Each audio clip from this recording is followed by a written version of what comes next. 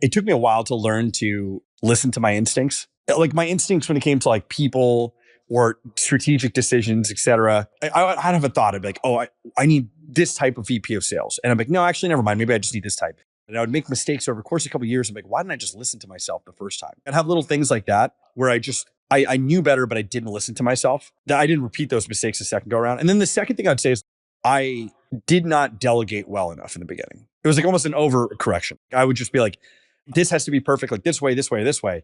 And I actually had a moment where like the top leaders in the company sat me down, a couple years in the company and said, hey, we think we're going to fail because you're controlling too much. Like you're trying to do this. This person doesn't have the freedom to move. This person doesn't have the freedom to move. And that moment, I remember calling like one of my board members that night and I couldn't sleep. And I'm like, I might have messed this up. And like, what do? I feel like I'm losing control. But he was like, yeah, that's kind of the point. You got to learn to delegate, pick the right people, and then trust them to do their job. And the next time, Aerodome, the second company, like I really learned that lesson. And I did it very differently on how to build the team. But that's like two of the biggest mistakes I made. Welcome to The Peel. I'm your host, Turner Novak, founder of Banana Capital. Today's guest is Rahul Sidhu, founder of SPIDRTech and Aerodome, two companies in the public safety space. It's making air support more accessible to like every community in America for their public safety agencies to keep their community safer.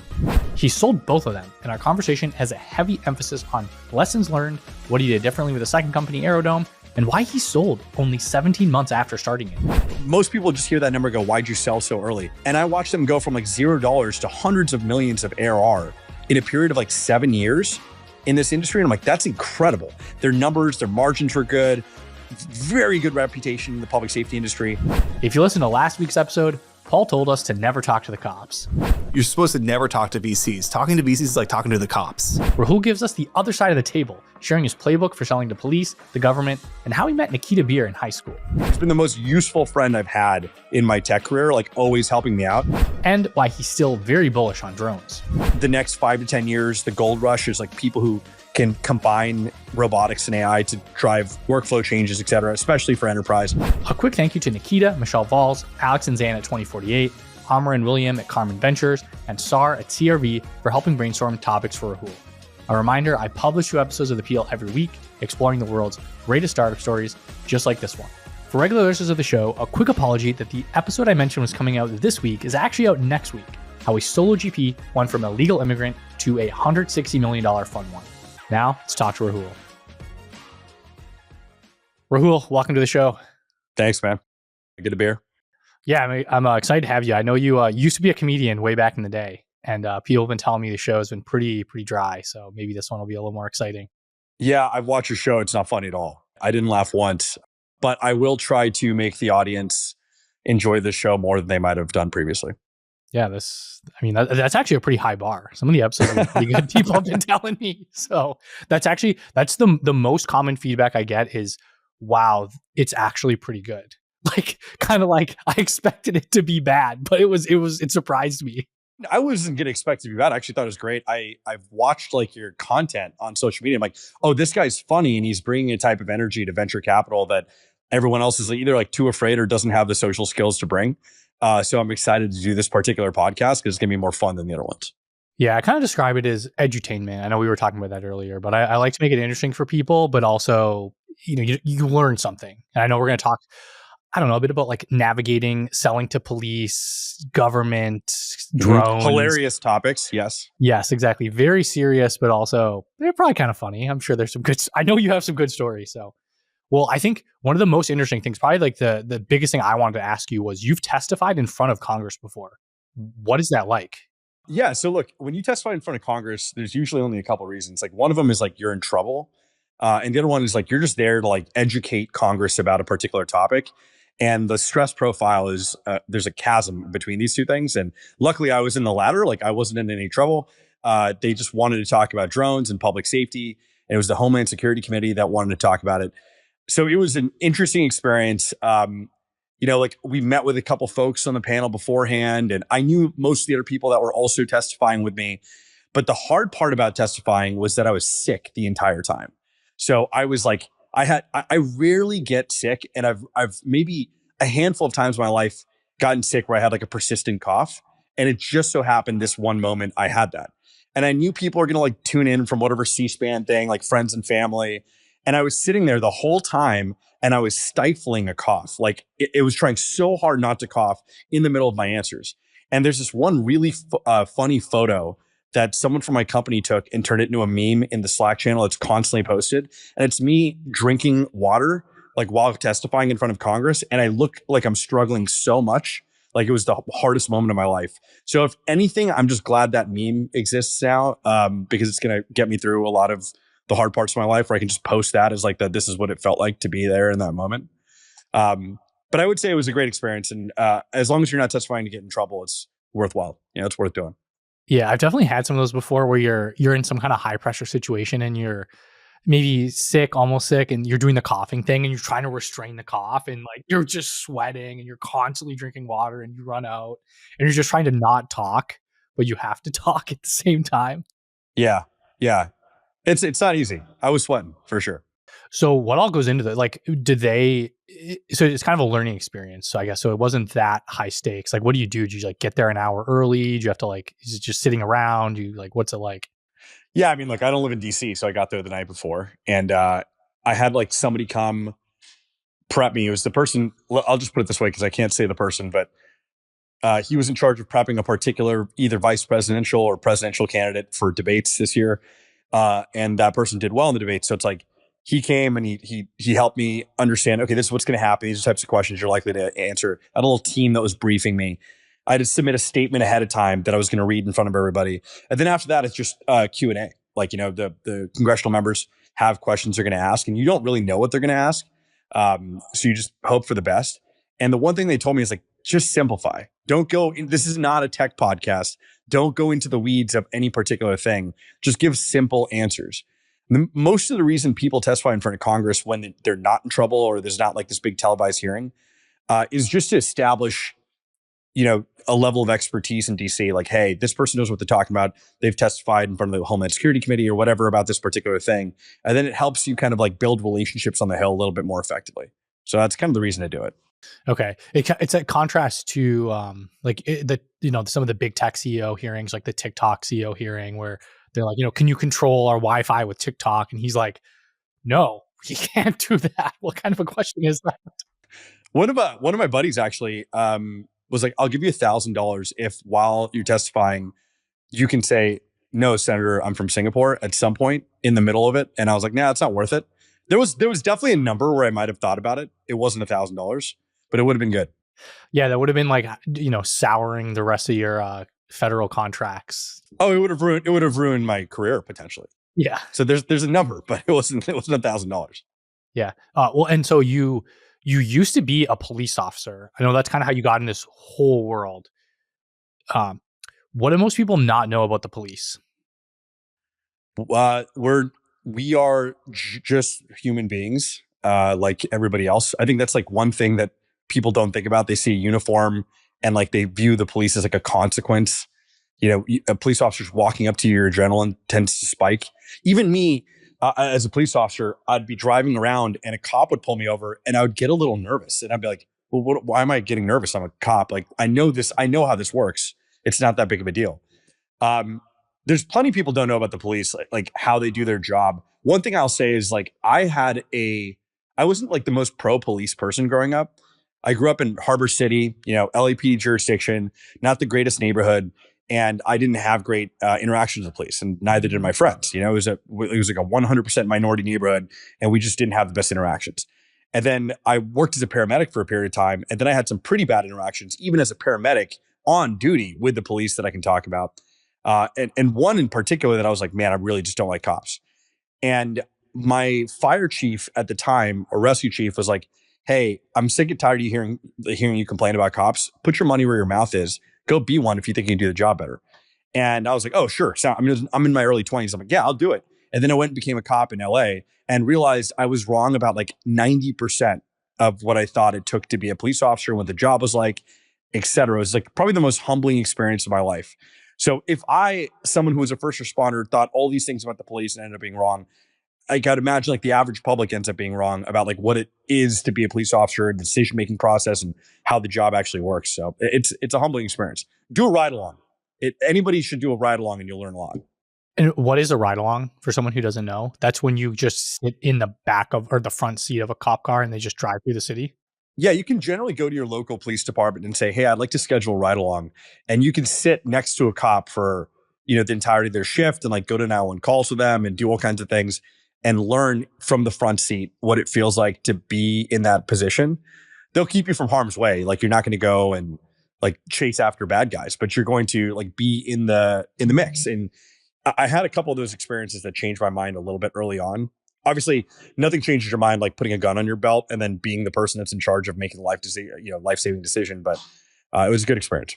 When you talk about the 90% different than what you thought, anything that stands out of like I did like a 180 on this or a 540, like a full spin and like all the way back again. I think you can kind of simplify it to, you think that you know how someone should react in a high pressure situation. And that's where I got a lot of confidence because I was a paramedic and I'm like, I deal with high pressure situations all day. How bad could this be? But what I didn't understand is like, not every high pressure situation is the same. Like when you're a person who might like have to utilize violence to solve a problem versus just someone who's like, oh, I just choose what medications to give this person. You have to be very, not only like thoughtful about how to do that in the most ethical and practical way, but you have to make that decision often with little to no information in like a split second. And that feeling, knowing that whatever you decide in that exact moment, no matter how much training you have, this dynamic scenario, you will be judged by a jury potentially, even if all of your intentions were pure. That feeling is like very, very difficult to master. And that hesitation you might build because you're so worried about how you do that could go from like productive, like I want someone to be a little worried, of course, to like unproductive. And now I'm hesitating and someone died because I didn't decide fast enough because I was so worried about how people would judge me after this exact moment. That's something I didn't realize how like crippling that could be and how you have to get really good at pushing past that and just making the best decision you can. And you never know when those moments are going to come up, right? Like 99.9% of the time, you're just kind of, nothing is really, like it's lower stakes. You're just going through the motions, whatever. And then all of a sudden it's like someone might die and I have to make a decision in a quarter of a second. Yeah. I mean, you'll be sitting in a police car and sitting on your phone potentially in like a parking lot and you're just checking Instagram real quick. And all of a sudden some guy starts banging on your window and you're like, whoa, what's going on here? And then you open the door and you're like, hey, back up. And you can't see what this guy's got in his hands, but he's raising it up. And you went from Instagram to like, I've got a gun in my hand. I might shoot this guy in like 5 seconds. And that's just the reality of policing in like America. It's just that you have this type of situation that you have to be rapidly prepared for and execute on. And it has to be like second nature to you. So I know this kind of gets into what you're doing, and I don't want to dive into Aerodome and Flock too quickly, but I definitely want to get there. But what kind of tools do the police use to do their job better? And are there ways, like what's a good way to think about what kind of problems they're going through and, trying to serve them? Yeah, look, I mean, there's an overlap between every other industry and public safety, right? I mean, you're talking about customers who have certain types of problems and workflows, and you can utilize technology to optimize those workflows or increase the outcomes or save that customer money. Like all those things are still largely the same. The difference comes down to a few things. Like number one, making tools for a police officer to go out there and like improve the likelihood of an investigation or even make their life, like their job, safer. That's unfortunately like not as important as I would have thought to like financial decision makers sometimes. Like that's interesting and you can make, some money doing that, but there are limited venture outcomes in that. When you go out to a city though, and you say, hey, not only is it making this police officer's like job safer and potentially increasing outcomes, but it's also saving you money.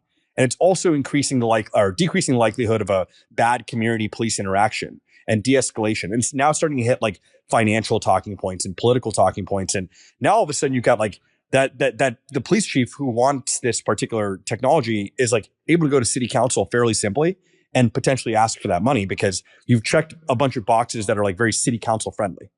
And that's like an interesting thing you don't really think about. When you sell to businesses, you just go, hey, look, here's the decision maker. We can kind of go pretty quick. Here's the outcome. Here's how much it costs. And here's how much it costs if you didn't have this. Here's your like ROI. And then a CFO goes, yeah, makes sense. Cool. Check mark. Let's go. In this scenario, like it's a lot more complicated. And the procurement process is government, which could add to the complication and regulatory hurdles to get to a sale. So you have to think very strategically about that. That's something I learned over my time building for public safety. And the kind of the first idea that you had, the first business that you built was SPIDRTech. Is that how you pronounce it? Am I saying that right? Actually, the first business I built was in high school. Oh, really? What was that? Yeah, it was a World of Warcraft business. Okay. Yep. I played that a little bit. Yeah, that game just came out, and I watched like everyone in my high school get really addicted to this game, including like members of the football team and like people I played sports with. And I'm like, wow, this is really like this is like an epidemic of World of Warcraft. And so I tried playing it. I'm like, okay, I kind of get it, but then I got bored with it. And you know that game, like for the audience who doesn't know that game, you level your character to like at that time it was like level 60, and then you're kind of like, okay, cool, I built this great character. I can kind of do a few things, but then most people are like, now what do I do? And they quit. And they'll spend like 3 to 6 months building this character. And then at the end of it, they've got nothing. They're just like, okay, I leave. And they put all their time and effort into it. So what I did is I went around and said, hey, if you've leveled your character and you're looking to quit, I'll give you like $100 for your character. And that way it's like better than $0 and quitting. And almost everybody would say yes. And then I'd buy that character from them. And then I'd turn around to someone online who didn't want to spend 3 to 6 months leveling a character. And I'd sell it to them for $500. And I started with like the kids in my high school. And then I just started building like a brokerage on the internet. And it was like one of the world's first like World of Warcraft brokerages. And then I spun that business up enough to like buy stupid things when I was 18, 19 and pay my way through college and stuff like that. But that was like my first foray into, you could call it a tech business, but it was just like a little play around money. Interesting. Okay. Yeah. I feel like there's a couple other businesses, right? Like people would mine gold, like they'd sell gold to the... Dude, Brock Pierce did that. Brock Pierce, if you know who Brock Pierce is, the chairman of the Bitcoin Foundation. This is actually really funny. He had it's one of his first businesses was a company called IGE, where they would like basically farm digital currency in games, like mining gold, like you just said. And I remember like, I was friends with him at the time. We haven't talked in a long time, but I was like, I would get some of his gold and put it in my accounts, and I would do this little thing with him. And early on, we were friends on like Facebook. And he was like, hey, this Bitcoin thing's going to be big one day. It was like less than $1 at the time. And I'm like trying to talk to Brock about like getting a place at Coachella, and he's like, just, you talk about Bitcoin. I'm like, I don't really care about this Bitcoin thing. Like we should get this place. I'm like 18 or 19. Like we should get this place at Coachella. And then lo and behold, he understood digital currency when it came to gaming, and then took that and applied to cryptocurrency and made a tremendous amount of money on Bitcoin. Yeah. I mean, what's Bitcoin at today? 100 grand something? I definitely don't want to talk about that, Turner, because it's so upsetting to me. Well, I remember I did something similar with Ethereum. It came out like right as I was buying my first house. One of my friends was an early Coinbase employee, and we got breakfast that morning. And he's like, yeah, Ethereum, it's kind of like, if you think about Bitcoin as gold, Ethereum's like oil. And it was like $1, $2. And I was like, maybe, but I really need to buy this house. So I did end up making a lot of money on the house. But, so there's a trade-off, was like, keep renting or maybe not live somewhere, but make, some amount in Ethereum. And I probably would have sold too early or have a house. So it's kind of... The cryptocurrency anti-portfolio is too depressing to discuss, because there's so many opportunities for like, we would have been billionaires had we just done XYZ, that have effectively just exited that market entirely. So I just don't have to have that feeling at all. You didn't buy Fartcoin? I didn't buy Fartcoin. I didn't buy Askcoin. Some of my greatest regrets, Askcoin especially. Didn't buy any Trump coin. Didn't buy any of this stuff. So I don't know, man. Life's just a bunch of decisions that I've made, plenty of bad ones when it comes to crypto. So one thing you mentioned, you talked about high school. I know you have a friend that you've known since high school. His name's Nikita Bier. Yeah. What happened the first time you met Nikita? Okay, so yeah, Nikita and I have known each other since high school. He was like a grade below me. And one day I'm like hosting a little party at my house. Like my parents were gone, and I'm like, oh, I want to get cheeky and host a party. And one of my friends, her name was Kira, and she goes, hey, my buddy Nikita, can you come? And I'm like, I don't know who he is. And I was like, yeah, sure, whatever. So he shows up and he drinks a bunch of my mom's vodka, and then he throws up in her vase, and then he leaves. And by the way, I didn't know that he threw up. I heard about it, but I didn't really think about it. And I didn't know he threw up in her vase until my mom found it. And she's like, what's going on here? I'm like, oh my God. And then I threw him under the bus. I'm like, oh, this guy named Nikita threw up in her vase. And she's like, oh, I hate that guy. And then like years later, he spun up like one of his first companies and did like a TEDx talk. And then my mom saw it and it was like, You should be more like your friend Nikita. And I'm like, this guy threw up in your vase, mom. Okay. He did one TEDx talk and you forgave him. She's like, you should spend more time with Nikita. I called him after that. I'm like, hey, my mom wants me to hang out with you more. She forgives you for the vase. Like, tell me more about your tech company. And then we just became like close friends again. Oh, so there was like a, decade long rift, like no communication. Yeah. There was a rift. There was definitely a rift. It was patched up. Yeah. He helped me a lot with the first company. He's actually helped me with every company I've started. He's probably been the most useful. I hate saying this because he's going to shove this in my face in the group chat when he sees this, but he's been the most useful friend I've had in my tech career, like always helping me out. And he's written a check for every company I've ever done. That's amazing. So it's like that whole, angels are the highest value add. Like that's potentially true. At least dollars, ROI per dollar invested. Well, Nikita has like a great strategy where he's like, I will always invest in like my friends, especially if I think their idea has any type of potential, because it's like, I know that my friends are going to be really devastated if they lose my money. So they're going to like try a little bit harder. And anyone who has like something to lose reputationally or like via friendship, he's like, that's a good hook from an investment standpoint. I mean, there's so many cases where, the founders are not that dedicated to it, I would say. So that's a good filter. And then he actually kind of helped you a little bit with your first company, SPIDR, too, right? I think.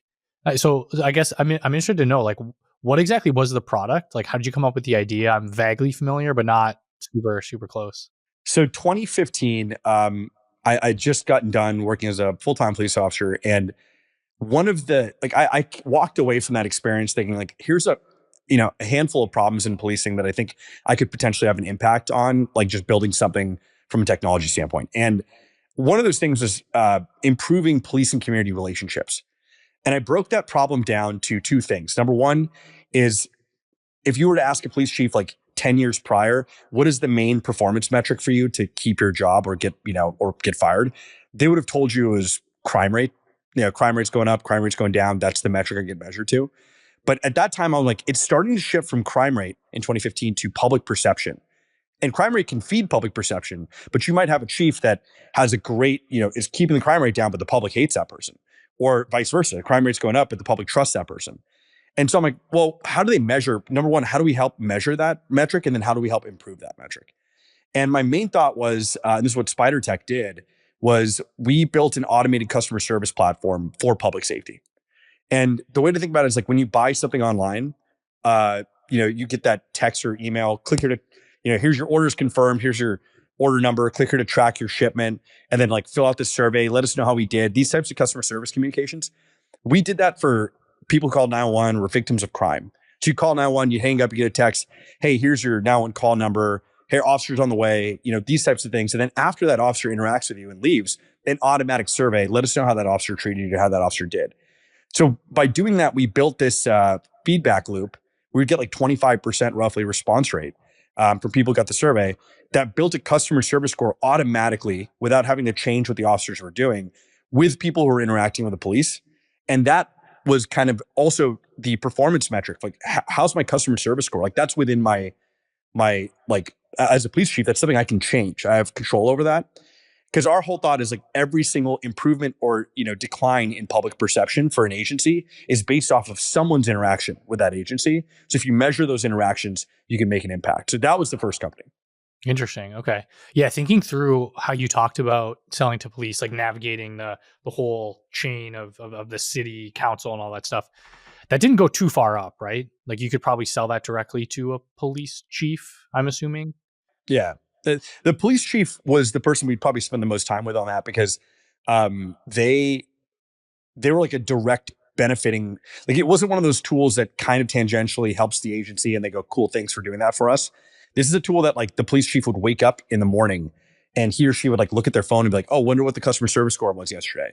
And it was like an I was blind and now I can see moment where they can actually get a feeling immediately the next day for how things are going and get a pulse on their community. So this is something that they would directly use. So they had like an added layer of like, I want to be involved in the demo and I want to make sure this thing gets across the desk, because it makes my job specifically more easy or easier versus like everybody else in the department. Yeah, it's sort of like you said, like a customer service tool or CRM maybe, or not really. More of a customer service tool, because it wasn't like a CRM in the sense that you'd be like, oh, I'm going to go look at every single contact this person has had. It's more of a like, hey, just a pulse. Like, how are we doing? How is this officer's customer service score compared to this officer's customer service score? Like, where can we make an improvement? Like, where's the problem, and or where are the people who are doing really well? And like, let's promote those people and make sure everyone knows, learn from them on how to interact with community members. Like, that's what it was for. Nice. And then to how did Nikita help you with that one? Well, that was the first time I went for like venture funding and try to build like a real company. And I called him. I swear to God, it was because my mom saw his TED Talk. And I called him. I called him like, hey, dude, saw your company. He was doing GovTech at the time. He was doing a company called Outline. Oh yeah, I remember that. He was like hanging out with John McCain or something, like showing John McCain like how he can use Outline to like simulate financial outcomes for the state or whatever. And I'm like, oh, you're doing GovTech. I called him like, how's this going? I also was applying to Techstars at the time. Like, help me out. Like, what do I need to know? And he like sent a couple blurbs to like the managing director and like walked me through it and effectively coached me through like venture capital a bit as I was doing that first company. Then I, did the Techstars accelerator and raised some rounds, and his company was like doing not so great at the time. And I remember like going out for tacos in Oakland with him, and he was just like, hey, I don't know, this may or may not work. We're going to try one more thing. And I've got like 2 months of runway. And then I'm like, cool, man, I'd love to have you come in as like our CMO or like figure out how to get this into more hands. He's like, sure, I'll maybe like, we'll see. And he was like beat down after years and years of trying. And then he did that app. And that app was the first app. Was it TBH? TBH, yep. Yeah, that he sold to Facebook at the time. And that happened so quickly. He went from like, I might need a job to like, don't call me. I'm on a yacht like this. And I was really happy for him to, just to see him do that. Yeah, now he's done it a couple times. Yeah, he did TBH again. He did TBH too. The gas returns. Yeah, that was what. Yeah, if he could do it a third time, I'll be floored. Yeah, that's. I mean, he's always trying. I mean, every time I'm talking to him, he's like, I'm trying something new, working on stuff. Oh yeah, yeah. I get to be in the little group chat where we're all his test subjects for some crazy new thing. Oh, amazing! I got to get on that group chat, Nikita. You got to add me. I feel like I'm like on the outskirts of that. Like we talk about stuff, but I'm not in the inner circle yet. So I gotta. It's a scary place to be, dude. Oh yeah, probably. But I don't know. I gotta just gas the shit up out of him on this podcast, and he'd be like, "Oh, I love Turner. I gotta add him." We're saying too many nice things about him right now. It's making me deeply uncomfortable. Yeah, well, let's talk about the bad parts of Nikita Bier. Do we have time? Well, actually, I think it'd be interesting. What did you mess up with SPIDR? Like anything that you feel like? So many things. I think it's like a standard founder's journey, but it took me a while to learn to listen to my instincts. Like my instincts when it came to like people or strategic decisions, etc. That was like one thing. It was just, I was too new to the game to like go, I'd have a thought. I'd be like, oh, I need this type of VP of sales. And I'm like, no, actually, never mind. Maybe I just need this type. And then I'd like things like that. And I would make mistakes over the course of a couple of years. I'm like, why didn't I just listen to myself the first time? Like I'd have little things like that where I knew better, but I didn't listen to myself. That I didn't repeat those mistakes the second go around. And then the second thing I'd say is like, I did not delegate well enough in the beginning. It was like almost an overcorrection. Like I would just be like, this has to be perfect, like this way, this way, this way. And I actually had a moment where like the top leaders in the company sat me down, a couple years in the company and said, like, it was a terrible moment. They just sat me down like, hey, we think we're going to fail because you're controlling too much. Like you're trying to do this. This person doesn't have the freedom to move. This person doesn't have the freedom to move. And that moment, I remember calling like one of my board members that night and I couldn't sleep. And I'm like, I might have messed this up. And like, what do? I feel like I'm losing control. But he was like, yeah, that's kind of the point. You got to learn to delegate, pick the right people, and then trust them to do their job. And the next time, Aerodome, the second company, like I really learned that lesson, and I did it very differently on how to build the team. But that's like two of the biggest mistakes I made. Interesting. Yeah. So, what would be an example of kind of not trusting your gut? Like, how does that usually play out? Like, does somebody give you advice that's different and you go with their advice because you think they know what they're talking about? Yeah. Number one, I think you get advice from some of the people that like we were going 0 to 1 And I was getting advice from people that were like really good at, like have experience going from like 100 to 1,000 and thinking like it's the same thing, like sales is sales or marketing's marketing or whatever the circumstances are. And that, even though my instinct was like a little bit more like, oh no, you have to just pound the pavement and do these clever things. I'm like, no, no, no, I should learn from these people. And I ended up being wrong. Like 0 to 1 is very different. And there's only a handful of people that I've met in my life where I'm like, that person's 0 to 1, like king or queen at how to do that particular thing. So I'd say like that's one side of it. And the other side of it is when you're building a tech company, you're any type of company, you're really just like trying to solve a problem. It's just a problem solving exercise. And then you start with like, let me solve this problem if I was just tinkering myself in a garage, in that kind of headspace. Like I need to solve this problem for like these 10 customers. And then you start thinking like, okay, how do I take this problem and try and scale the solution potentially to solving it for 1,000 or 10,000 people? And then you go, oh, my solution doesn't work. And then but you might have already fallen in love with your solution instead of the problem. So you don't go, I have to resolve this if I'm trying to do this for 1,000 people, like at scale. And some people don't like survive that next iteration of like, I'm going to throw the entire solution away to solve it for all these people. Every time you jump, customer segments like 0 to 1 million, 1 to 10 million, 10 to 100 or billion, like you have to fully be willing to like take everything I learned from this last segment and reapproach the problem with a totally new thing. And I didn't have that flexibility at the time. That's something I kind of learned by maybe sometimes just doing it the wrong way and realizing, no, that's very key to building a very big, venture business. Yeah, I feel like it's like the kind of thing you probably read in blog posts, maybe about conceptually how to do like how it's different, but I guess maybe actually experiencing it, maybe it's like harder to recognize when it's happening, if that makes sense. Yeah.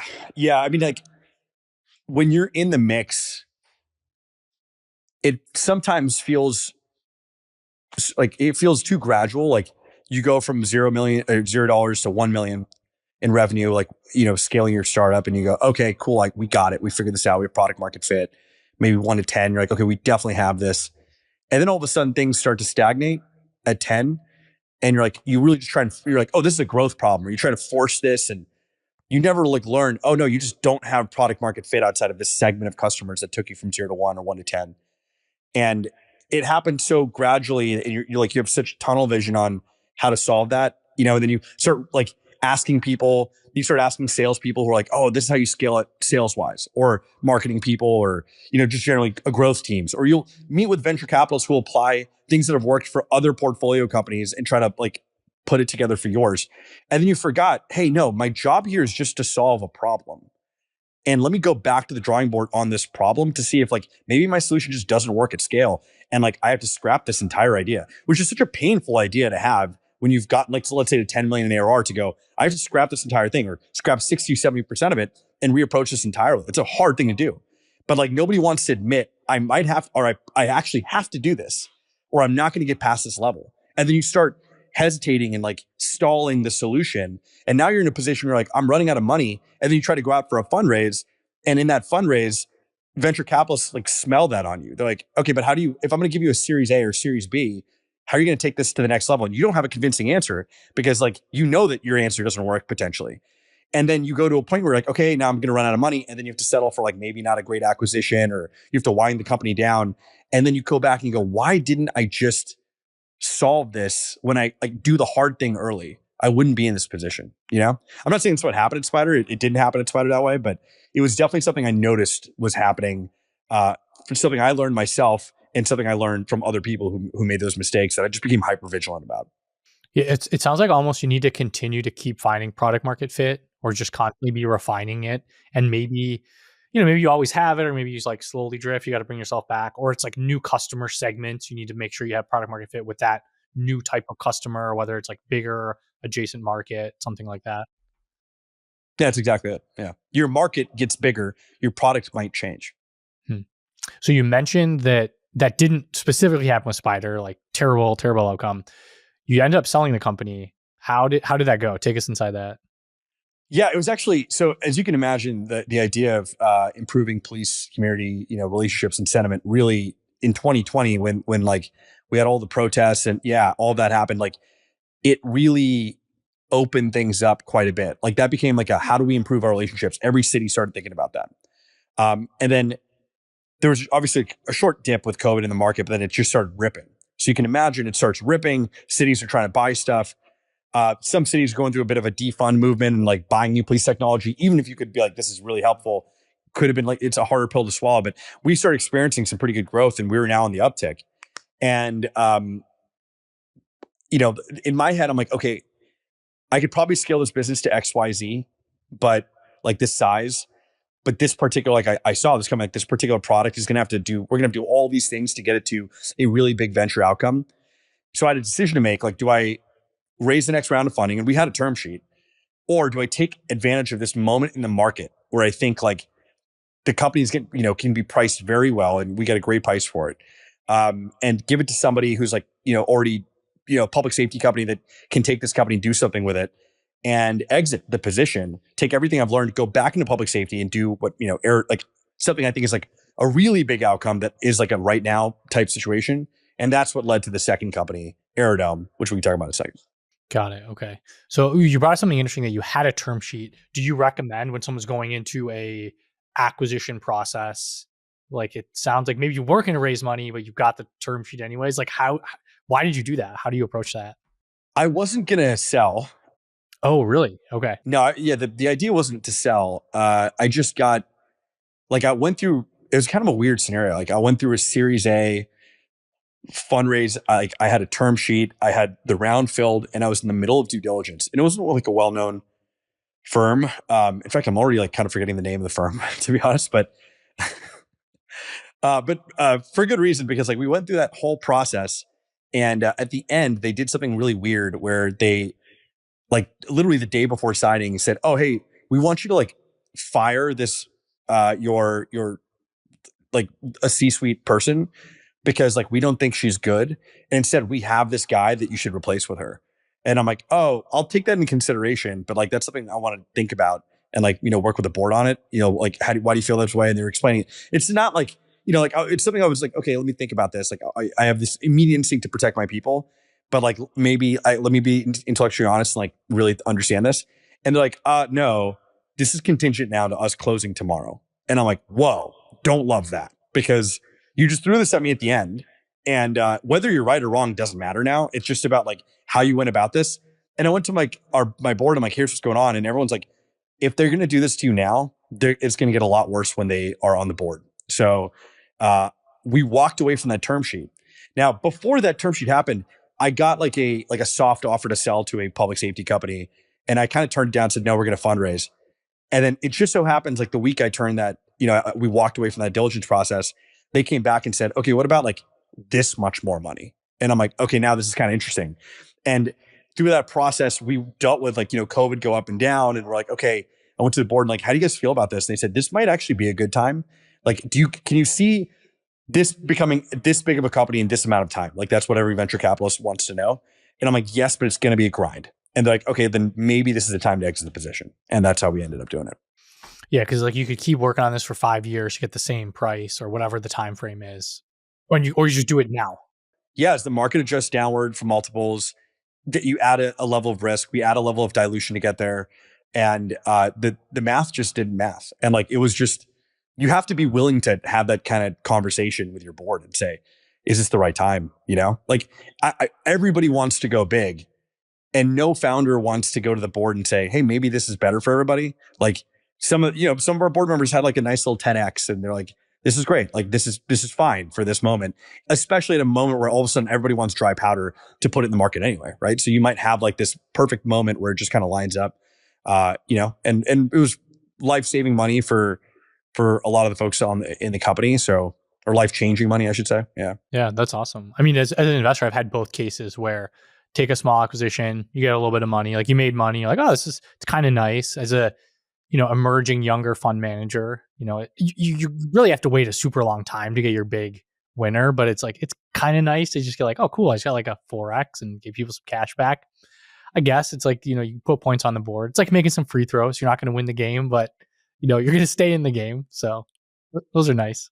Yeah. And it's like, as a founder, you get the first time you build and sell a small company, even, and you actually make enough money to like have some level of financial freedom to like go after it again and not worry about your salary, like little things like that.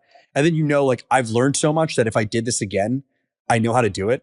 That's like a really freeing moment. I think a lot of people have that daydream where they could be like, oh, what if I went back in time and I was like 15 or 16 years old or 18 years old, but I had everything I've learned so far, you know, like if a genie told me like, do you want to go do that? Would you do it? I think most people would say yes. It's like, yeah, I could do this way better if I went back. That's what it kind of feels like when you're a founder and you have that first company sale that makes a little bit of money and you're still kind of young and you're like, I could do this again. And I already know this industry now. And like, I have these venture capital relationships. Because when I went the second time around, raising went from like a 3-month process to like a 1-week process. Like a text probably, right? Yeah. I mean, like Alex Iscold, shout out to Alex Iscold, who like I was texting going, I don't know if I'm gonna start it. Maybe I'll start this company. Maybe I'll put my own money into it. And Alex goes, that's so dumb. I'll give you the money right now. Like no deck, nothing. Like, let's go. I'll give you the term sheet. And I'm like, first of all, Alex is great. That's what he did for the first company. And I'm like, okay, yeah, maybe I'll do it. And then I go to New York and I run into like David Yolovich and Michelle Volz at Andreessen American Dynamism team.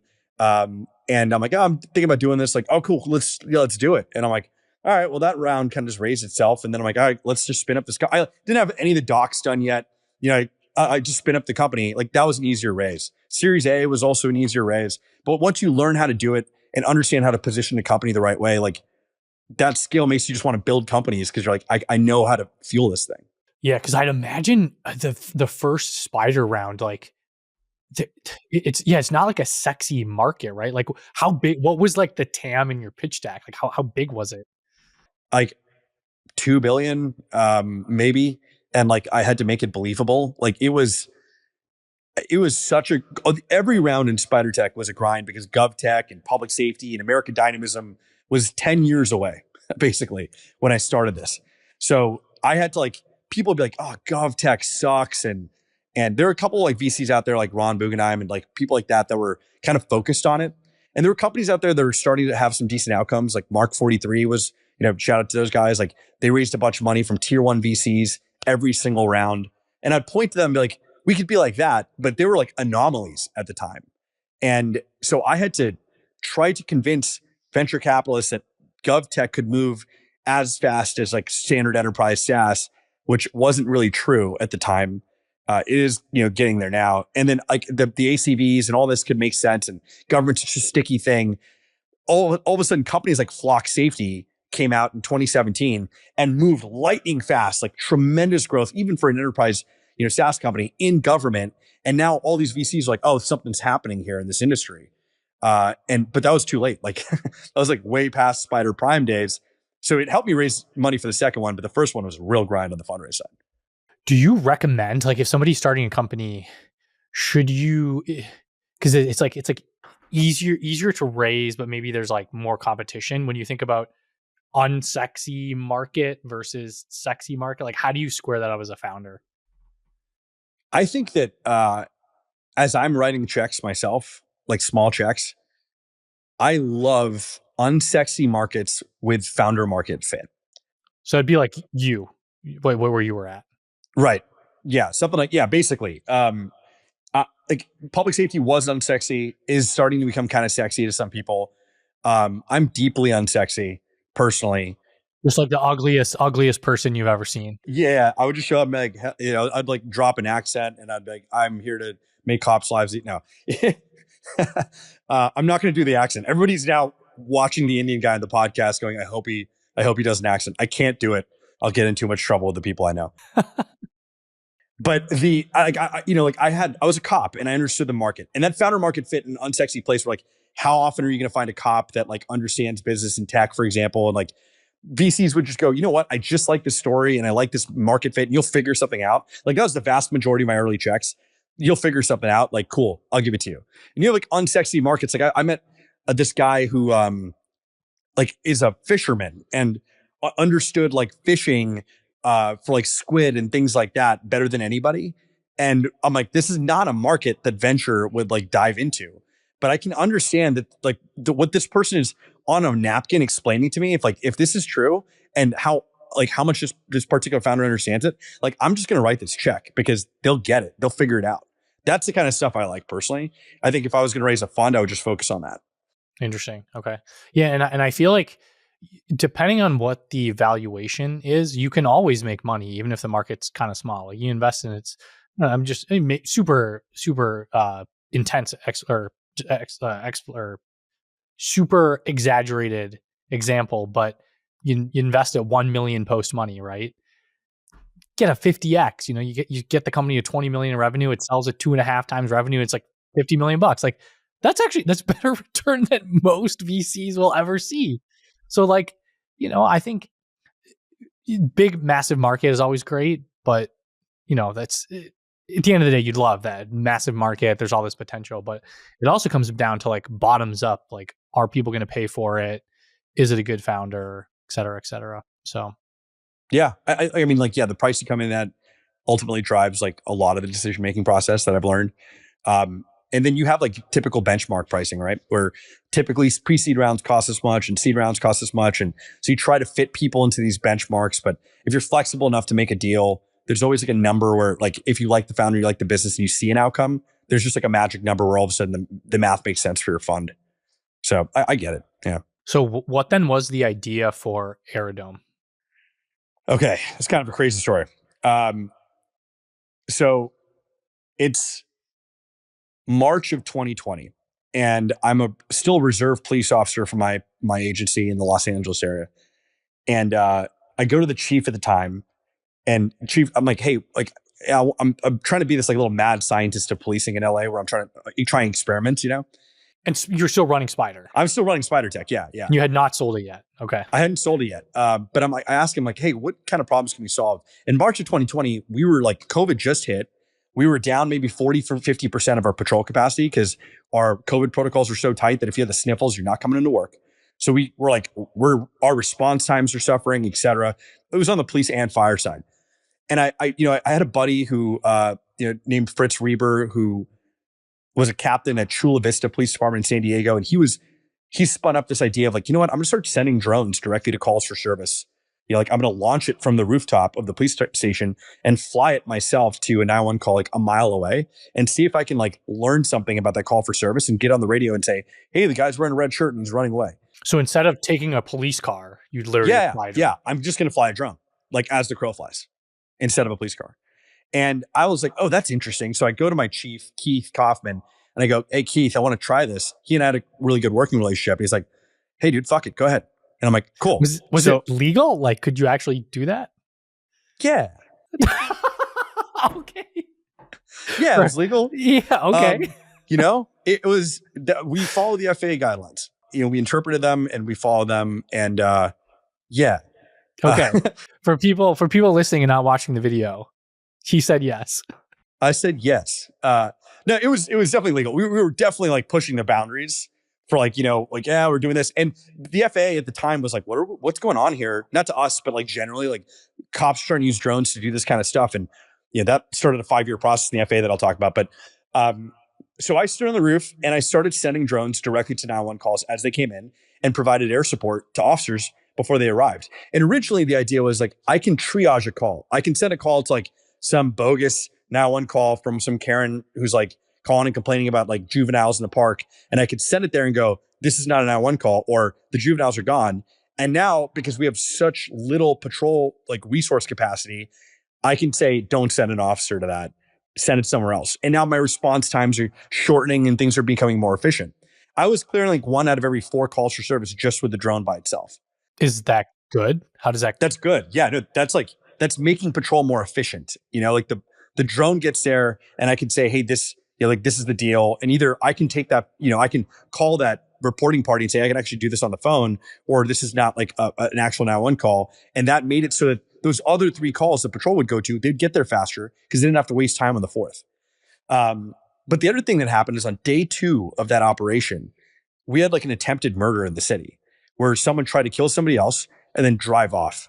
And I launched the drone and I start flying, and, like police intuition, I'm like, if they're leaving this area on Artesia Boulevard, they're probably going to try and cut through the like, if they're really trying to get away from the cops, they're going to try and cut through the residential streets. So I'm just going to fly 400 feet and look at all these residential streets and see if I can find the car. And I found it, but right before they were going to like exit the city and get on the freeway. And I get on the radio and I say, hey, your vehicle's traveling eastbound on aviation, and we have all the police officers jam that car up, stop it. And they successfully arrested this person that would have otherwise potentially gotten away from murder. And as soon as that happens, everyone in the police department's like, oh, this drone thing is the future. Like, we would have not caught this guy and he could have gotten away with murder. And immediately in my brain, I'm like, oh, there's a business here. Like, this is a really big deal. Because I'm thinking about traditional air support with like helicopters flying around. It's so expensive. And I'm like, this is just a drone that can just fly around the city. And then my thought was, how do I make this scalable, right? Like, not just 0 to 1. I know how to do it 0 to 1. I'm going to hire people to stand on a rooftop and fly drones. Exactly. Do exactly the same thing. Yeah. Yeah. But doing it's like 0 to 100 million or billions and billions of revenue means I have to build like an autonomous, drone station with software that understands when a 911 call comes out and what to do and fly there and build flight autonomy into this, like all these types of things. So I've thought, what is the future of this concept? It's called drone as first responder, or DFR, the drone acting as a first responder. And what does it look like in 5 to 10 years? And let's work backwards from there. And that's what Aerodome is. So now you have customers right now where you have drone stations installed on rooftops at these customer sites, and radar that is like acting as like an air traffic control system where you can actually get like understanding of, oh, this aircraft is here, drone can't fly there. These things all talk to each other. And the drone is responding to calls for service in an average of 85 seconds response time to any 911 call in all of our jurisdictions today. Get to a site within 85 seconds? Like, someone calls 911 at this parking lot and says someone's got a knife. The drone gets there in an average of 85 seconds from that 911 call, which is very fast compared to like anybody else trying to do the same thing. And that probably just depends on how close the site is to the launch point. And how fast the drone launches and how fast the drone travels. Like, all these things, there's all these parts of the response chain.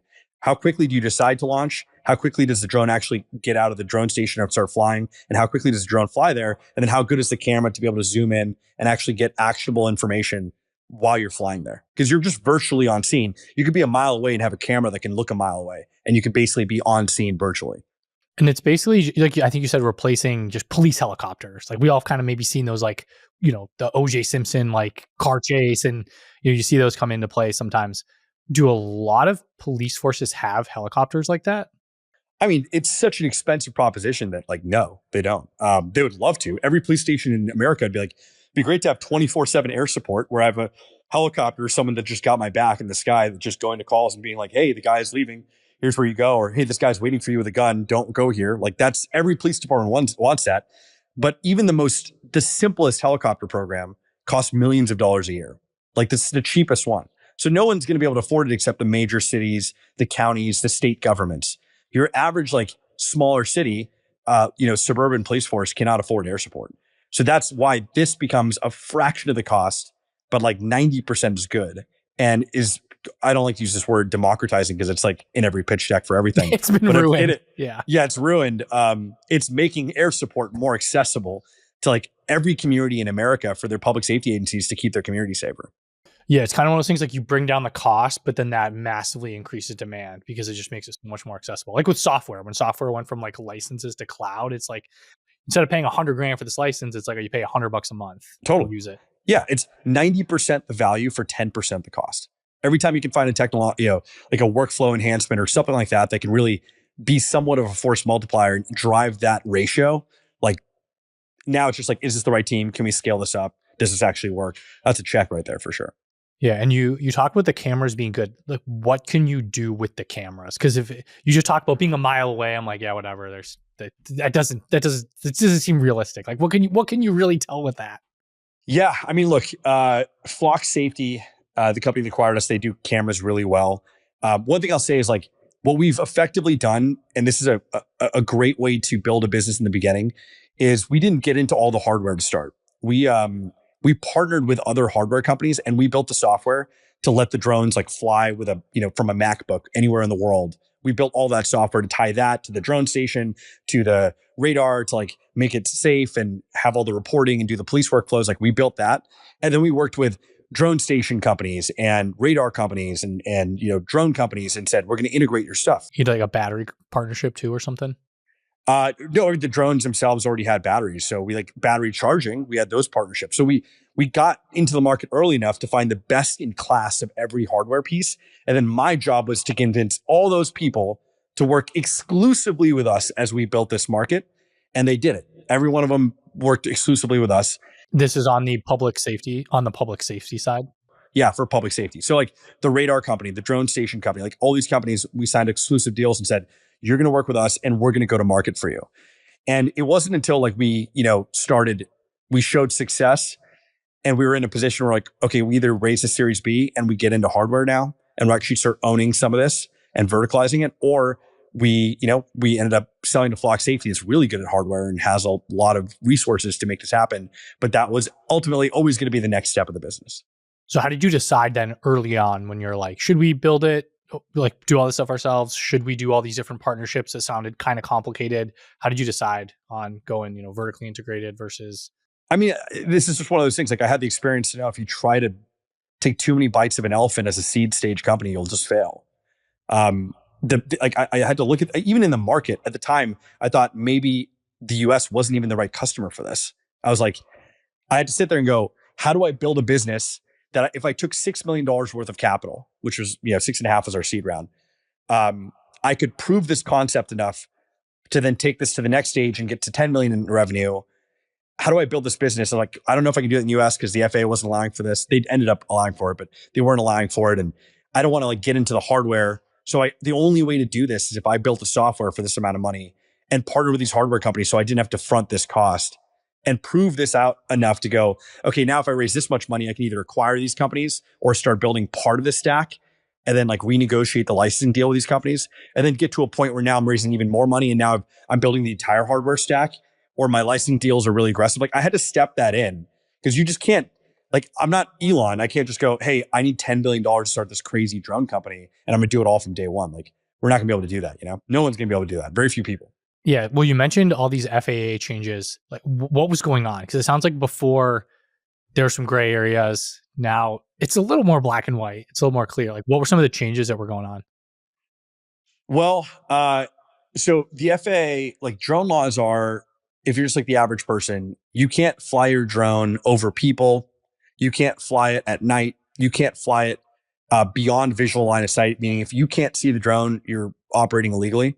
Like, do you get arrested? Do you get fined? Like what happens? I mean, look, technically it could be criminal. It's rare, but it could be. You could get fined as a drone operator. That's more likely if someone reports you, the FAA investigates you and determines that's what you were doing. Typically these enforcement actions are like reserved for someone doing something dumb that resulted in a bad thing. Like people flying drones where there's wildfires and like they crash into the wildfire planes. Like, yeah, that guy's gonna maybe go to jail. But so that's why those laws exist.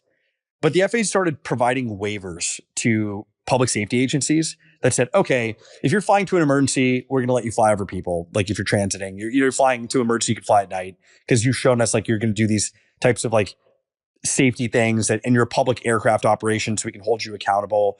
And then they started going, okay, you can fly beyond visual line of sight, but only if you have like a visual observer on the other end of this and like some stipulations that allowed for this type of 0 to 1 prove the concept outcome where I could go to police departments and say, okay, we can't fly this autonomously. The FAA is not allowing for that, but I could just pay somebody to stay on the roof for a while. And then you're going to be able to fly this thing. But now it's like, it's kind of my problem that this person's on the roof and not yours. Cause like I'm not getting the margins I want because I have to pay for this person. But that's enough for me to prove this and then build tech to get the FAA comfortable to say, hey, okay, you can actually fly a waiver and take that person off the roof because your tech is so good. And we have that now. Where we've actually gotten these beyond visual line of sight waivers to say you can fly anywhere in the city, 400 feet up in the air. Like the tech is that good now, but it took years for the FAA to get comfortable. It also took like political winds changing where like people are willing to go to regulatory agency and say, hey, like I know you're not incentivized potentially to take risks, but we as the federal government have to kind of push you because the police department can use this. This makes sense. They can do this to save lives on the other end. So now like there's a risk in not allowing the police department to do that like isn't your job, but now we have to push you to do it. So like the regulatory wind started to change. And now businesses like this, like this is a great time to be a drone company because now all these things you can do with drones you couldn't do previously create customer outcomes that create large markets. Like drone delivery, et cetera, is like the next thing that beyond visual line of sight is going to open up for people. Yeah, I was talking to Sarger at CRV, and he was telling me about when they were doing diligence, trying to decide to invest.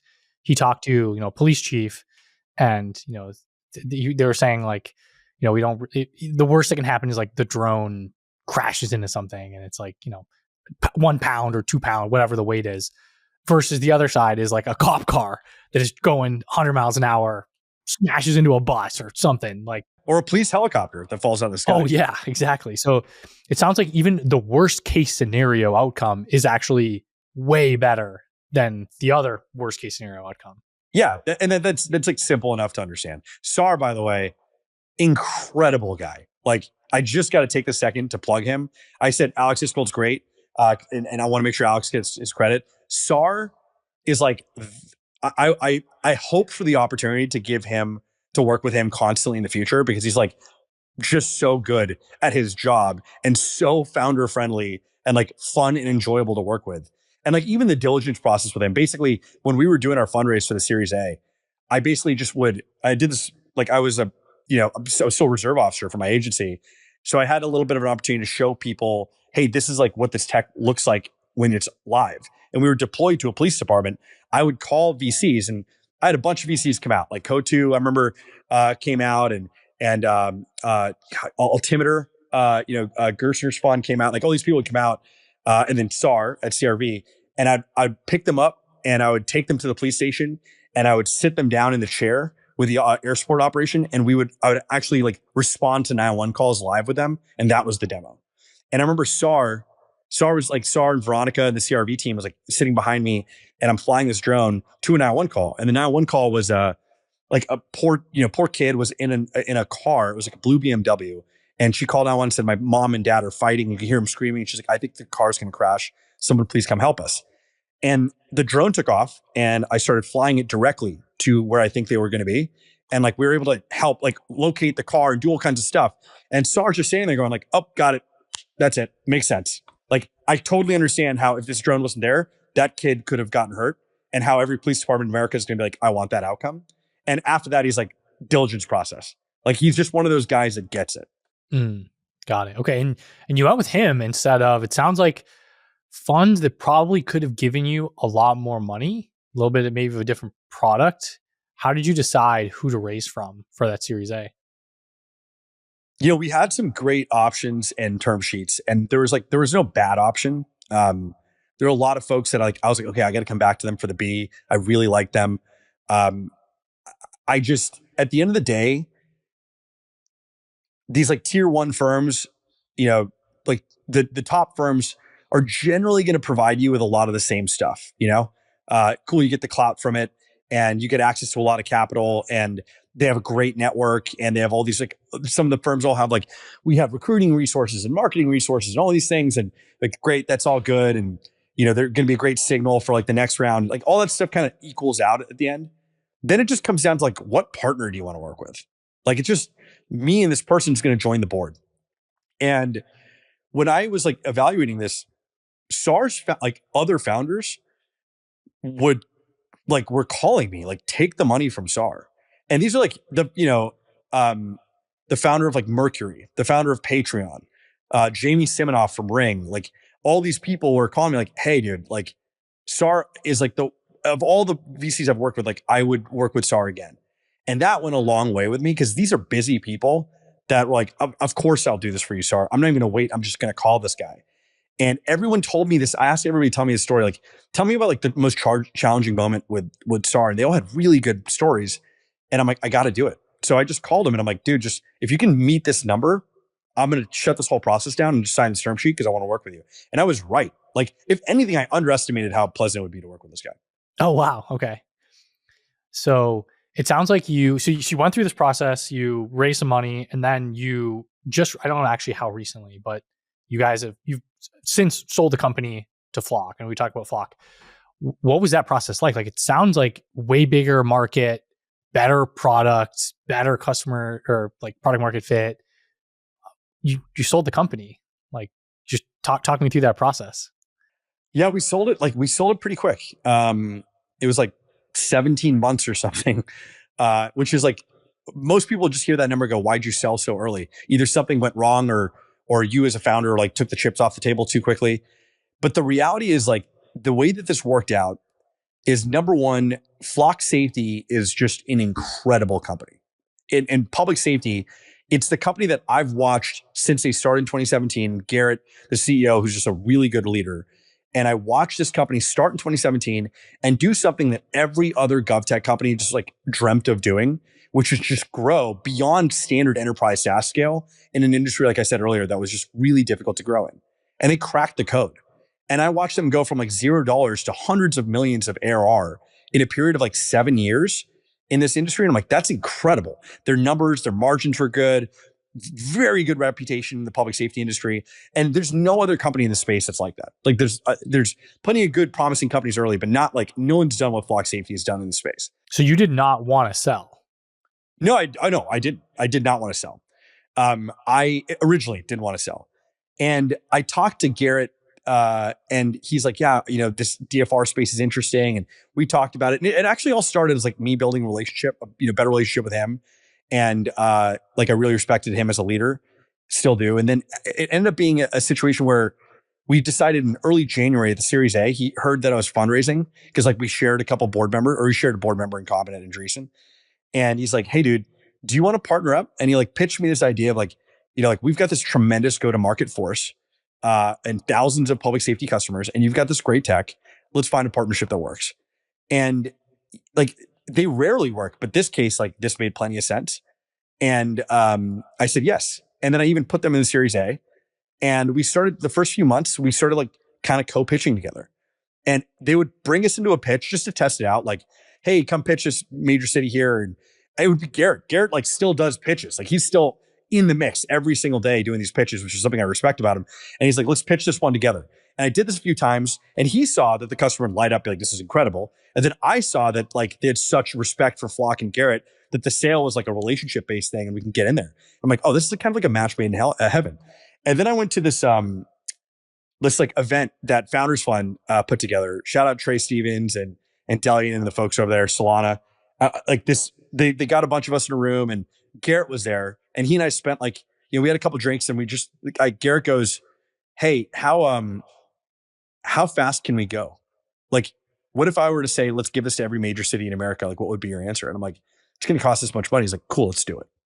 And I'm like, are you sure? It's like, that's scaring me. Like, that's incredible. But he's like, I care about the customers. I want this everywhere. I'm willing to like spend some money on this. This is incredible. Let's make it happen. And it still wasn't an acquisition. It was just like a potential partnership. And the more we pulled in this idea, like how much is it going to cost and how do we do this right? It just became too obvious that like this acquisition makes sense. And when I said, Garrett, like the number is this, because like this is too good of a company at this stage. Like it's so promising. Everyone's so excited. We just raised around like 6 months ago. The acquisition was priced, I think, very fairly. And everybody in the board was like, this is like one of those rare scenarios where something this early makes sense and this outcome is good. And a lot of folks like rolled their stock into Flock because like Flock is such a good stock that they're like, this is a great opportunity to just like roll into this company that I otherwise wouldn't have access to. So it all just worked out. Interesting. Okay. Sounds like the like perfect storm of just everything going right, from founders getting along, product overlap, like the distribution channels. It sounds like instead of having to fundraise, you got capital from the balance sheet. Somebody else is kind of fundraising for you, I guess. The business, I'm sure. How big is Flock right now? Like what's public on how big it is?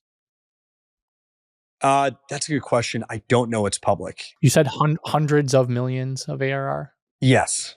I feel confident I can say that. Yeah. Yeah. Okay. I feel like I've seen that too. Hopefully, if not, we'll bleep it out. We'll go back and bleep out all those instances. Yeah. Yeah. The last round was in the like early billions. And it's like a very fair like valuation, I think. Yeah. And it's not an AI company, right? So it's not like 100x ARR. Yeah. It's not hype based. Yeah. It's not a FOMO valuation. Yeah. If it's growing fast, you're probably looking like 20x ARR or something like that. I could see that. Mid-teens, 10. Yeah. It's a really sticky, like the NRR on this, like it just has all the metrics to be like worth, a great number. And Garrett's a very disciplined CEO. He's not going to go out there and raise hype rounds. Like he's really, really good about that. Yeah. So what's changed post-acquisition? Like on your life, product life, company wise? Yeah. Look, like I said, this isn't my first acquisition, and I've also seen so many like go poorly that it was something I was like worried about. And like it hasn't gone that way. Like one of the things is something that's really key that I think founders need to think about is when you do an acquisition, you should really focus on like building a relationship with the leadership at that company and determining like, would I just like work for these people? Yeah, because he's your boss now, technically, right? Yeah. He's like my one man board. Like I just, I report to him. And I just thought to myself, like, would I work for this guy? Like if it was just another circumstance. And as I built a relationship with him, like, it's kind of funny. I talked about this Founders Fun event we went to. And, we were doing things at that event. I think I'm allowed to say this, like, but we were like chopping wood, like competing and chopping wood together. I mean, you got the, you got to show us the axe. You said you got an yeah. axe. This is, they gave me this axe because like Garrett and I chopped the most amount of wood in the shortest period of time. I was using this to like open a package right here, which is why I have this. Trey, this is why I have this axe out. It's my package opening. It makes me feel manly every time Amazon comes to my door. But like he and I were doing this stuff, like chopping wood together. Like we're just having a good time. And like every time I had a conversation with him, it just gelled. And I'm like, I would totally work for this guy. And that is like, it feels like 80% of like, is an acquisition going to go well? Is like, does like the founder of the company being acquired get along with you more often than not, the CEO of the company that's acquiring them? And would they work well together? And that's totally the case. Like the way we solve problems is similar. The way we think about these things is similar. And he's just like I said, a good boss and a good leader, with like the same vision that also like the visions align perfectly. And so much of that happens where like you now just build trust and he's just like, hey, dude, stick to founder mode, go build this company. And like I highly recommend if you can find an acquisition that goes like that, you should do it. I tell everybody who like talks to Flock and thinks about it, like this is what it feels like. It's the budget gets a lot bigger and you got a lot of support from like a very competent leadership team and a company that has a really strong go to market and a product that you're building. If your product can fit into that and you like the cultures mesh well, like it's gonna be great. And like I'll tell you, it's been great. It sounds like the trope of like, founders could never work for another person or whatever. It kind of sounds like you gotta, I don't know whether that's true or not. Like it's in the sense of an acquisition going well, like you got to find people that you would actually work for and work well with. I think that is true. Like, just to be clear, I think a lot of founders don't want to work for somebody and they don't work well for others. I don't think that's the case for everybody. I just think some of the best and prolific founders are that way, to be clear. But the best acquiring CEOs or acquiring founders understand that about founders. And like when they buy a company, they think, well, I'm actually buying the company. I'm buying the founder as well and the founders of the company. And the value of this company is the way it is because like they're operating like founders. And they think about that with the acquisition, think like, can I keep that going? And they like build that into the operating relationship. I do not feel like I'm not the founder within the company. Like I very much still feel like a founder at Flock. And it didn't feel like that, like it might not feel like that for other people at other companies. But it definitely feels like that here. And all the fun of building a company still exists. So like it's the best of all the worlds. And I know it's rare, but if you know that that's going to happen, like if you're a founder looking for an acquisition, you feel pretty comfortable about that. Like take the leap if it makes sense on the math. Yeah. So it sounds like this isn't a rest invest situation. You're still no. It's still like almost. Do you feel like did it accelerate you a little bit more, or is it just? Yeah. No. It is. Like I wouldn't like. I'm working even harder. Like I thought I was working hard before, but like there's a responsibility here. My budget increased, and we're going after it. And Flock has like a culture of like we build stuff here, and we are not going to be slow. And so we're doing that. It's, can kind of throw in the deep end. Like, hey, cool. You wanted to raise this big round. We're going to spend even more money than that and now go make it happen. And I need to do this. Like, this is still on me. You do an acquisition, you buy a company. Like I have this even more, like I need to go out there and be good at this. So yeah, no, it is definitely not a rest invest. My button is down. Like I have one button unbuttoned, but it's not because I'm relaxed. It's because I'm in Miami and this is just like how people work here. I want to make that super clear. Okay. Plus, it gives you the you're always like you're moving around a lot. You don't want to be buttoned too much up because you're just working so hard. I need airflow. Yeah, the airflow has to come in. Yeah. So I actually, I got to give a shout out to speaking of 2048. They sent me a picture. You once met a guy, a homeless guy, that's wearing an Aerodome t-shirt. That got to be the craziest thing as a founder. What is that story?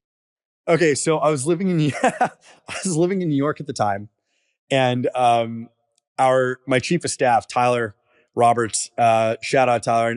I'm still upset with you for this. Uh, he like we were doing our first swag order. It's like, let's get some t-shirts.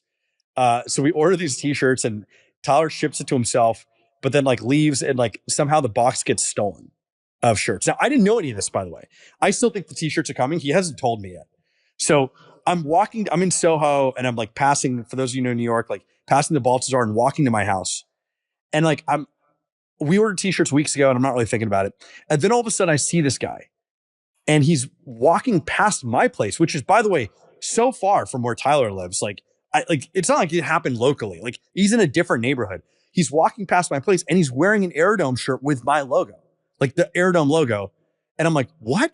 And I'm like, this is not a customer. I can tell you that right now. This guy Did is not look like a struggling. customer. He's struggling. Yeah.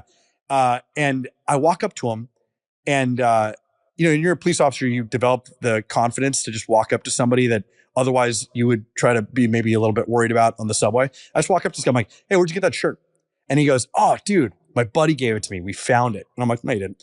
But I'm like, oh, okay. I'm like, dude, I think that's a cool shirt. He's like, yeah, it's pretty cool, huh? I'm like, yeah. I'm like, let's take a photo. So I take a selfie of me with this guy, and he's like, big smile on him. Yeah, he had a huge smile. Yeah. I take a selfie and I send it to Tyler. I'm like, hey man, found the shirt. What's going on? He's like, oh dude, I was afraid to tell you, but yeah, they got stolen. I'm like, well, found them. And then he goes like, should we ask that guy for the rest of the shirts? I'm like, no, dude, we shouldn't do that. Like, these shirts belong to the streets now. Okay. So like, we're going to let them hang. We're going to learn a lesson from this. I'm going to get maybe 67 likes on Twitter for this, and we're going to move on. Amazing. But probably my favorite selfie I've ever taken. Yeah, that was a good picture. Just insane story too. Well, so thinking about just like drones more broadly, like it sounds like there's changes that are kind of happening. Maybe the regulations are allowing more business opportunities. Like, how are you thinking about just sort of the future of drones? Like, what kind of things, people listening, what can we kind of expect over the next couple of years? What kind of opportunities are going to open up?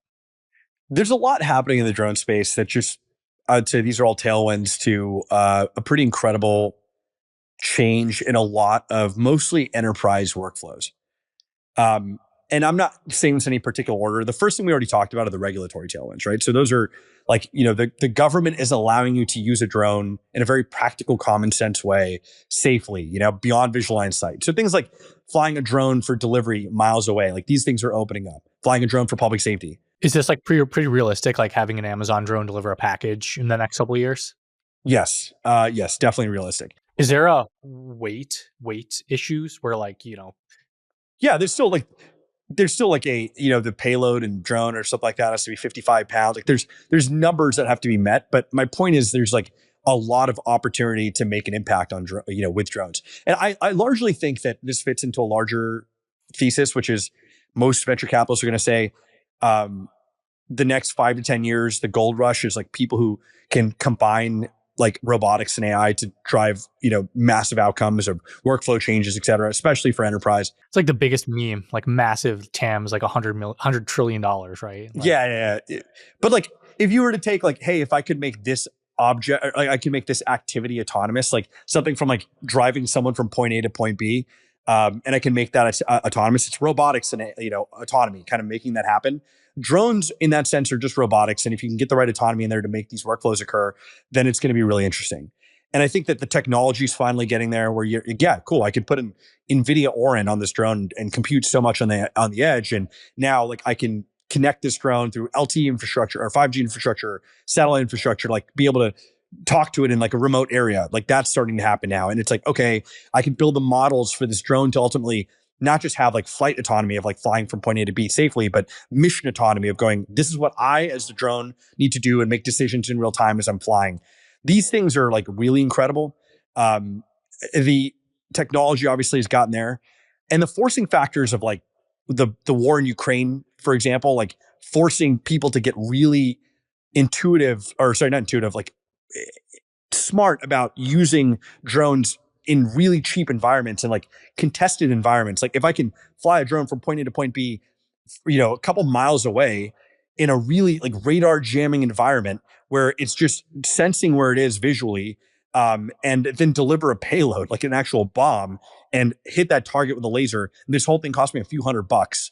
If you like distill that into like all the things that need to happen to make that happen, like now you're going, okay, cool. Like there's a 0-1 outcome there, despite the fact that it's war. There's a 0-1 outcome there that we can now go, cool. Can I like deliver a package? Can I go do security? Can I measure or like inspect a bridge or a power line, for wildfires and things to make sure that this thing doesn't ignite? Like I can do all these things now way cheaper than I had to do them in the past.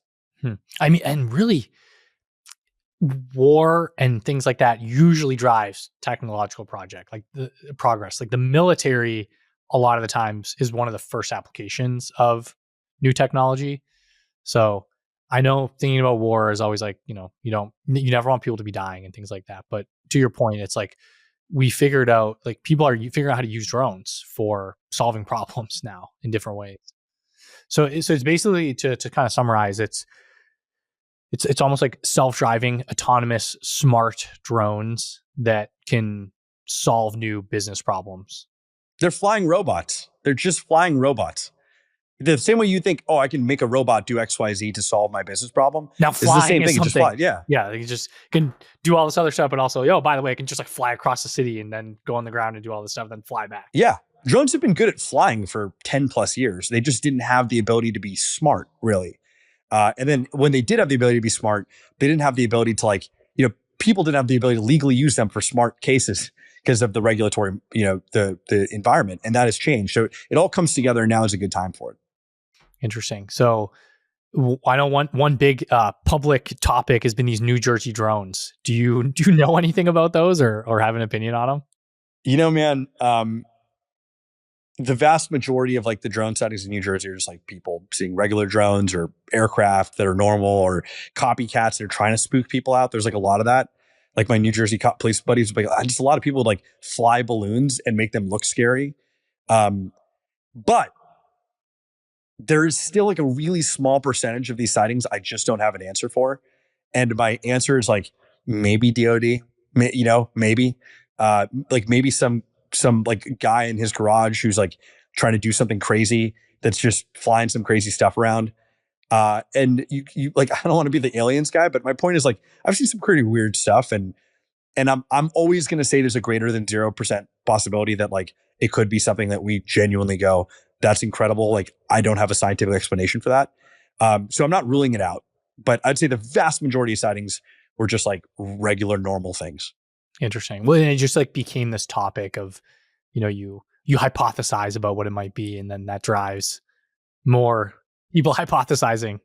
Well, it brought, what it did, one thing I did like about the New Jersey drone phenomenon is like, it did bring something really important to the fray, which is counter drone. Like, the United States is like, every day we wake up and someone didn't use a drone to like blow something up in this country is just a gift. And we should wake up and go, thank you. Today is not the day. I actually said this to Congress, because not only like it's actually a regulatory problem.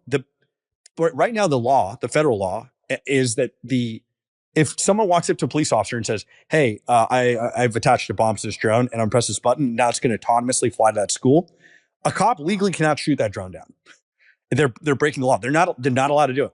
New Jersey made that obvious. Like you had all these cities and like people were afraid, and the cops were not allowed to do it. Only the federal government and certain agencies are allowed to disrupt an aircraft in the air. Oh, because it's the FAA, the Federal Aviation. Yes, exactly. Oh, so okay. Because they own the airspace. So like a cop can't just take a shotgun and shoot that thing out of the sky without violating the law. Even in a terrible scenario, like they might still do it and be like, okay, hopefully the federal government gives me a pass, but it's illegal for them to do that. So now like cities and police chiefs are going like, hey, what do we do if this is like a real problem? Because someone could go to Best Buy and buy a drone and then connect a bomb to it, or make a drone and connect a little bomb to it that they like made from ingredients from Home Depot and fly it into something a mile away and be gone. It's like, that's the reality of it. Like, it's sorry to scare everybody, but that's true. And so now people are starting to go, okay, we have to think about the regulatory side of this. How do we protect every city in America from this? And we're working with partners on that too. Like that's something that we've like talked about. So I think it's important. I think we need to be ready for something like that. And every company that's working in that space, like kudos to them. Yeah, I mean, it sounds like a big problem. Like you talk about these things that can fly on their own, go anywhere, like amazing opportunities, but also like we got to be aware of the risks. And it's like any technological advancement, there's a way to use it poorly. Yeah. I feel like it's like a common theme in the podcast is like, AI can be used great things, can also be used very badly. Or like if you go back to the beginning of humanity, fire, like you could say fire, we're going to burn down the huts and like the village is going to die, but also like we cook food, we use it to like, it was like the first technology we had, right? So electricity could be a weapon. Cars could become weapons. Like there's plenty of things. Nuclear has been a weapon, but is also the source of energy in like a way that's going to potentially power a lot of our future. Like there's a lot of, every time a technology comes around, we have to understand it. We have to build some regulatory framework into it that doesn't stifle innovation, but protects people. And then we have to like police it, like there has to be some enforcement there, and that has to evolve over time. The same concept applies to drones. Well, Rahul, this has been awesome. Thanks so much for coming on the show. Absolutely, man. Great to have you. I'd like to be in your TikToks at some point. If you're still doing those, throw me in the background. I've been practicing my dances. I mean, you said you're in Miami. I'm in Miami. I haven't been for like a year, but maybe I should come. Maybe we could do like a collab or something. Let's do it, dude. I don't have a TikTok, but I want to be in yours. Okay. So you don't have a TikTok. Where can people kind of find you, follow you? Find me on Twitter. Yeah. Let's put my Twitter on the screen right here. Rahul Sidhu with O's, 2 O's instead of U's. I'm trying to amass a Twitter following like the size of Nikita's Twitter following, so I can use mine against his. I want to have an equal kind of Cold War scenario where we're constantly fighting on Twitter. I just don't have the following for it yet. Yeah, you're kind of outnumbered. He has a lot of very adamant fans, I would say. It's kind of scary. He's got an army, and he he knows it. He definitely knows it, which is why I need one to counteract his. Here's what I'll promise you.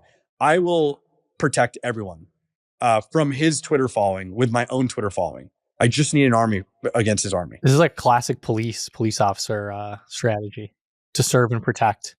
Yes. He is on the other side of the law.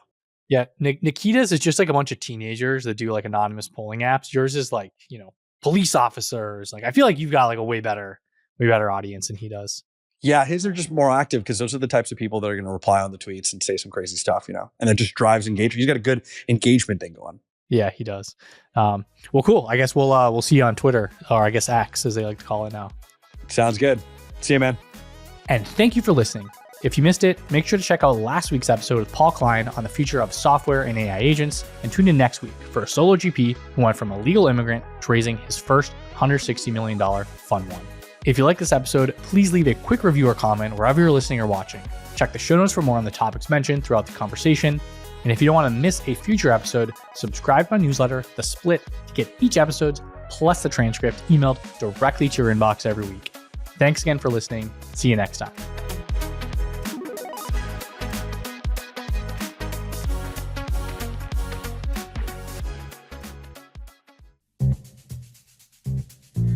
Hey everyone, Eric here.